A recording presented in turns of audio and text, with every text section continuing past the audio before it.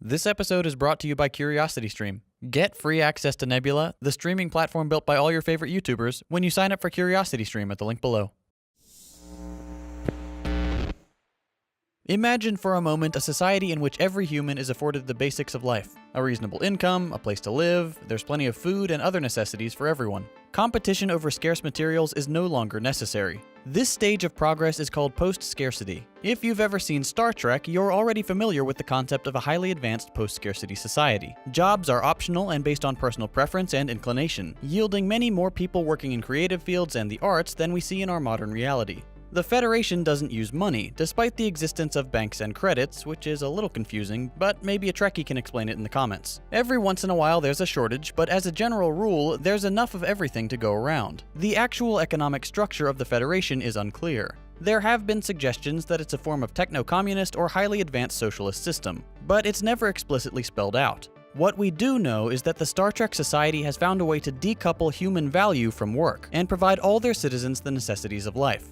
This is an advanced form of what's called universal basic income. It's a fascinating idea, and with more and more jobs being performed more quickly and cheaply by machines, it just might become a necessity in the coming decades. In this episode, we're going to look at some examples of UBI trials in the real world and discuss whether universal basic income might be the future. When talking about seemingly crazy economic plans like UBI, a lot of people's first reaction is one of disbelief. Wait, just give everyone money? That's crazy. Or, but humans need to work, what else will we do? These are both very understandable objections at face value. But let's explore a bit further. Why do we think giving people enough money to survive is crazy? If we as a society have the resources to provide a secure financial floor, essentially eliminating poverty and the societal problems that come with it, why wouldn't we do it? I'm sure the knee-jerk response would be because it's expensive, and that's a fair assessment. But we do a lot of expensive things. Endless wars are expensive, healthcare is expensive, infrastructure is expensive, but we pay for all these things without batting an eye.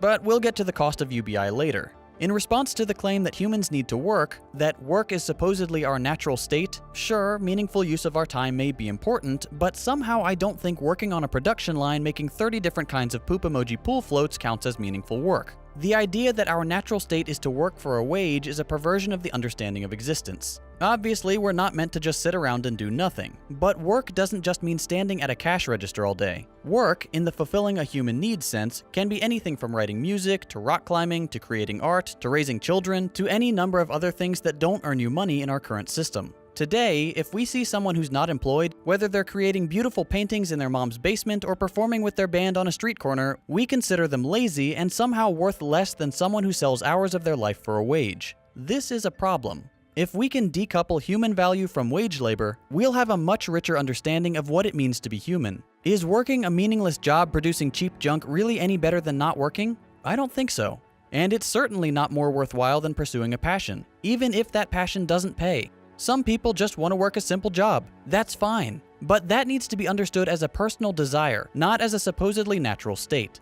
Alright, are we all on the same page? Meaningful work is not the same thing as having a day job. Now that we understand why having a traditional job is not critical to human flourishing, it seems a lot more reasonable to want to provide everyone a basic income, right? Then we add in the possibility of massive layoffs caused by increased automation, and a cool idea becomes an imperative. What happens if self-driving trucks eliminate all the trucking jobs? That's 7.5 million people out of work, or roughly 6% of the entire US workforce. And trucking jobs aren't the only ones at risk. Agriculture, fast food, retail, even things like insurance underwriting, they're all ripe for a robot revolution. As alarming as this may seem, we can take a couple of different perspectives on the change. On the one hand, the cynic in me believes that runaway capitalism will encourage automation at the expense of human workers, replacing them with cheap-to-run machines that further enrich the already obscenely wealthy, leaving millions to starve. On the other hand, there is the possibility that a universal basic income could be implemented in tandem with this dramatic shift in the labor landscape, freeing workers from their traditional jobs, allowing robots to do the menial work, and providing a base level of security that would allow humans to pursue their desires, whether that's improving themselves, taking a sabbatical, or learning a craft. So, we can choose to do nothing and end up with a techno-dystopia, or begin to seriously consider seemingly radical ideas like UBI. But how radical is it really? Believe it or not, the notion of providing a basic standard of living to a population has been around since at least the 16th century. Since that time, UBI has earned the support of people from all across the political spectrum, from rabid free market enthusiasts like Milton Friedman, to proto-socialist revolutionaries like Thomas Paine, to Martin Luther King, to, most recently, Democratic presidential hopeful Andrew Yang. It's not often that an idea gets the support of such a philosophically diverse bunch of people. Of course, opponents of UBI also come from across the political landscape. Let's have a look at some of the arguments leveled against universal basic income.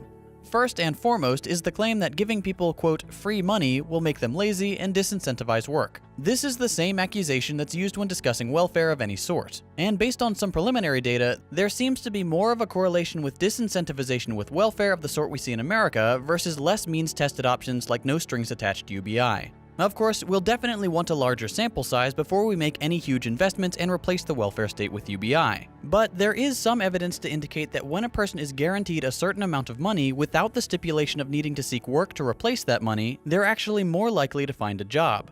You're probably thinking, wait, that doesn't make any sense. Think about it like this. Many current welfare systems require recipients to actively seek employment, but the money you get from welfare will be reduced or removed entirely when you find a job. And in many cases, you'll be worse off than you were before you found that job. This makes it far less appealing to look for work. If, on the other hand, you're guaranteed the money regardless of what job you get, you'd be much more likely to look for work because you'd be making money from that job, plus the UBI payments. Even a part-time job would be an option, since, as opposed to welfare, you'll keep receiving the UBI payments. At the very least, the data does not support the claim that UBI will lead to lower employment. Take Alaska, for example. The Alaska Permanent Fund has provided each Alaska resident an annual check simply for existing. This money comes from revenue derived from the oil industry, and is usually around $1,000 to $2,000. Economists determined that these payments have had no effect on employment, but have effectively reduced extreme poverty.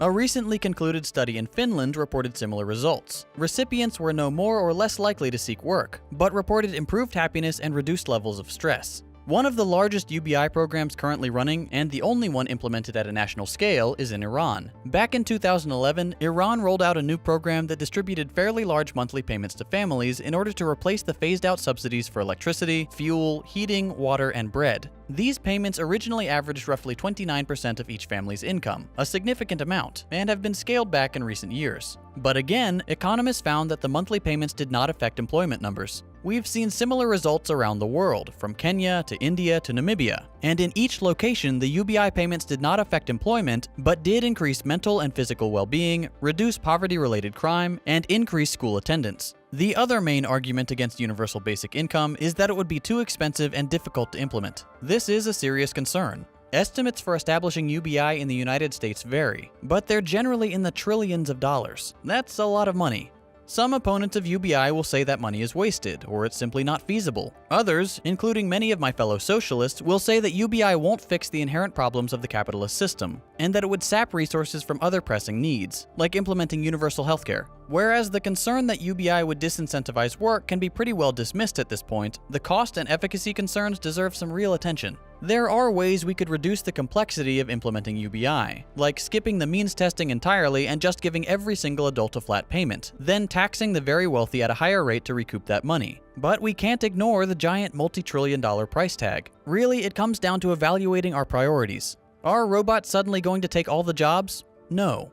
It will be a gradual process, and really, it's not even a sure thing. We have other, more pressing concerns, like mitigating climate fallout and implementing a humane healthcare system that covers everyone and doesn't bankrupt you for using it. And this is where everything falls apart. There are so many things we need to spend money to fix, and no one will ever agree completely on the right order in which to fix them. UBI is one of the more fascinating proposals simply because it's so polarizing and there's not a clear ideological divide.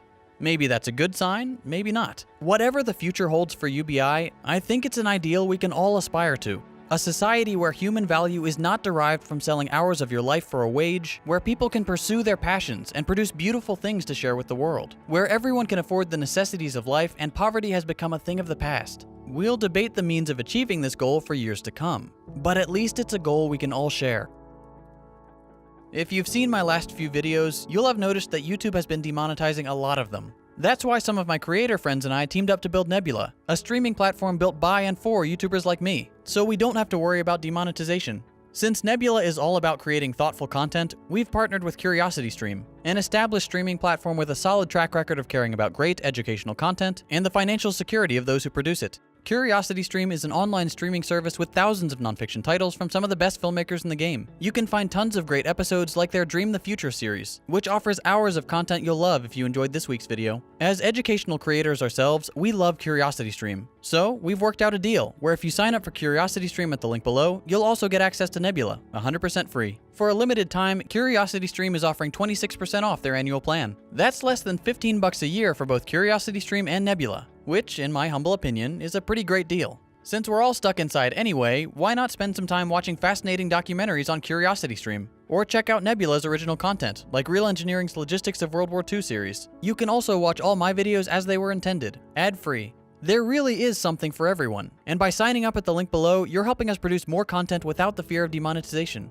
Give CuriosityStream a shot and get free access to Nebula when you sign up using the link below. It really does help support my channel and educational creators all across YouTube. If you enjoyed this video and you'd like to see more like it, consider subscribing to stay up to date with my latest episodes. If you hated it, go ahead and drop a thumbs down. You can check out my previous episodes by clicking the links on your screen. Thanks for watching, and I'll see you next week.